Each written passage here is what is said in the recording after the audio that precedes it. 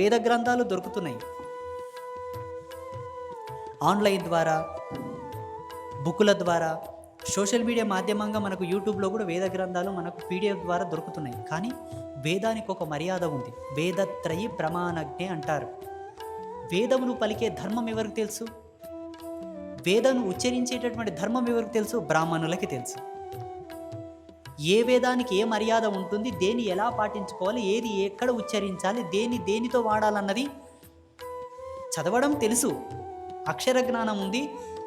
సంస్కృతిలో ఉన్నది తెలుగులోకి ట్రాన్స్లేట్ చేశారు. ఇప్పుడు ఇంగ్లీష్లో కూడా ట్రాన్స్లేట్ చేసి అమ్ముతున్నారు. కాబట్టి అన్ని భాషల్లో తర్జుమా అయిపోయినాయి. ఇప్పుడు కన్నడలో దొరుకుతాయి, మలయాళంలో దొరుకుతాయి, తమిళంలో దొరుకుతాయి, హిందీలో దొరుకుతాయి. అన్ని భాషల్లో వేదాలు ట్రాన్స్లేట్ అయిపోయాయి, చదవగలం.